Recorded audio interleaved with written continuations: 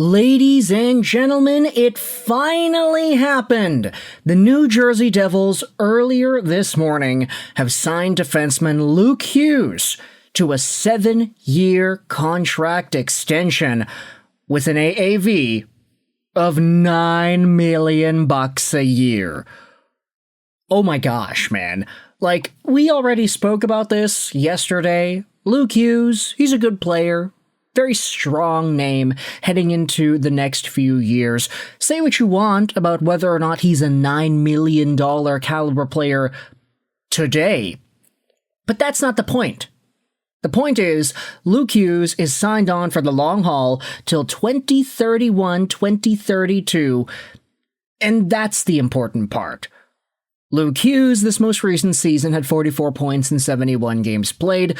Again, you can say that this production, this level that he is at right now, is not really $9 million caliber, but when you look at the track record of Hughes' brothers, you look at Quinn, you look at Jack, you look at the fact that they all became superstars, and that there was conversation at one point that Luke was going to be the best amongst the three, it makes sense with the rising cap environment that Luke would be getting something quite significant.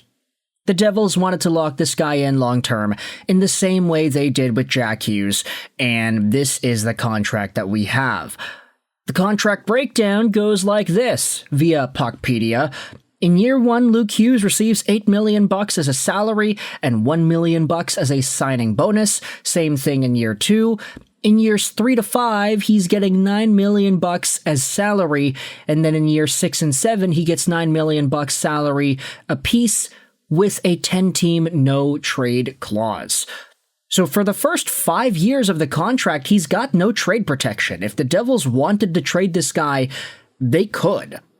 Which I guess is pretty good insurance for them if by some goodness forsaken unfortunate turn of events, Luke Hughes does not turn out to be a $9 million caliber asset. If he goes out there and he doesn't end up fulfilling that potential, the Devils can trade him for the first 5 years with no consequences.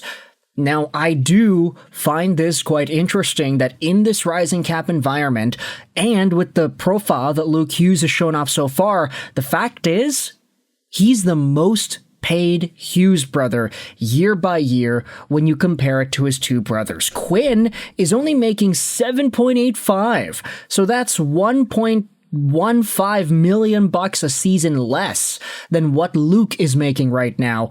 Quinn's contract, though, of course, it doesn't expire in 2030 something. It expires in 2027. So he's eligible to sign an extension next summer. We'll see whether or not that happens. It's all going to depend on if Vancouver can actually get themselves out of the gutter. And then Jack Hughes, he's making $8 million a year till the end of 2030. So Jack's contract expires 2030, Quinn's expires in 2027, Luke's contract expires in 2032. The Hughes bros are getting locked in there. Now all we have to do is wait for Quinn. Jack, of course, is a 100-point caliber NHL center. As long as he gets the games played, he'll go out there and do very well. This previous season, he had 70 points in 62 games played, of course, with the New Jersey Devils. So Jack and Luke gonna be two peas in a pod with the New Jersey squad. But the thing is, there's a very particular name that I think we also have to talk about in regards to the Luke Hughes contract extension. He's in Montreal. You know him, you love him. He's started to learn how to shoot, which is dangerous as all hell. Ladies and gentlemen, how does the Luke Hughes contract affect Lane Hutson? Because Lane happens to be younger than Luke. Luke Hughes, September 2003. Lane Hutson, February 2004. Lane's a little smaller than Luke. He's 5'10", 165. Luke Hughes is 6'2", 198. But you think about Lane Hutson and his potential to sign a contract extension. He can get an extension right now if he wanted to, but he hasn't yet. And Lane Hutson had 66 points in 82 games played for the Montreal Canadiens and was a point per game in the playoffs this previous year. That is really, really good. It's better than what Luke Hughes has done in any of his seasons. And sure, Hughes has the benefit of being a Hughes. So I think there are two other very positive track records from before his lineage that I think establish very good NHL projectability. Lane Hutson, on the other hand, plays like Quinn Hughes. And Lane has such a talent in Montreal, not to mention the Calder Trophy, not to mention the fact that because he's a Hab, the spotlight is on him every single night. This guy does not heat up. He doesn't burn with the pressure. He takes it all in and he uses it to work on his tan. Just kidding, he doesn't do that because Lane, I don't know if you noticed, but he pretty much is a pretty pale dude. But anyways, all weird similes aside, Lane Hutson is probably going to get paid a lot more than Luke Hughes, right?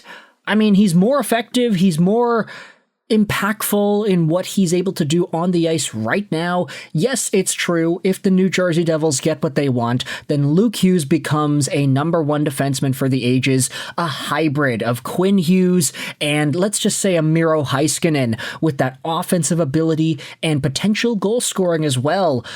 Lane Hutson, though, is like Quinn Hughes 2.0. Like, I put Hutson, personally, in the same conversation as Quinn Hughes, Cale Makar, and others in terms of how he moves around in the offensive zone and what he's able to do at the blue line. Lane is so good that I think Luke Hughes and his $9 million AAV might have just set the market for Lane Hutson and what he'll be able to do.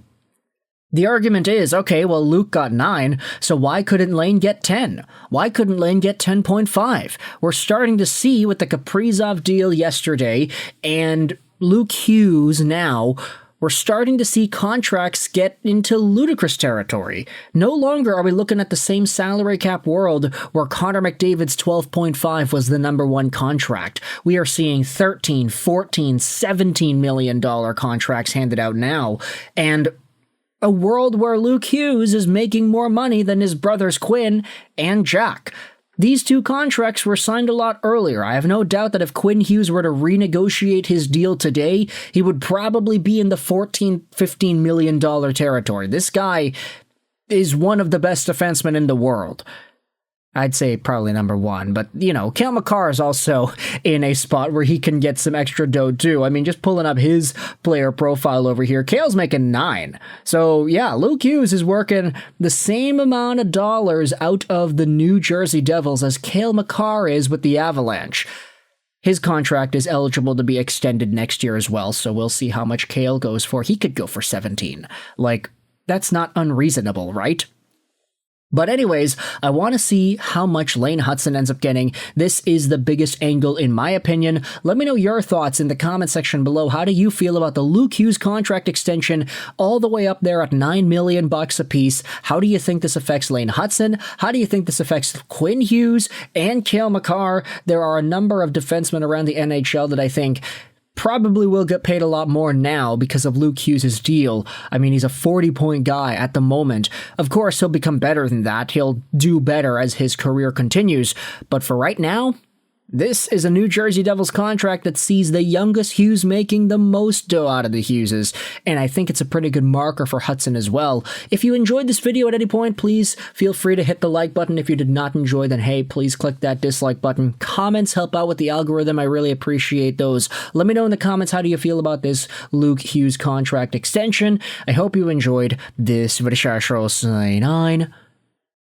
And bye.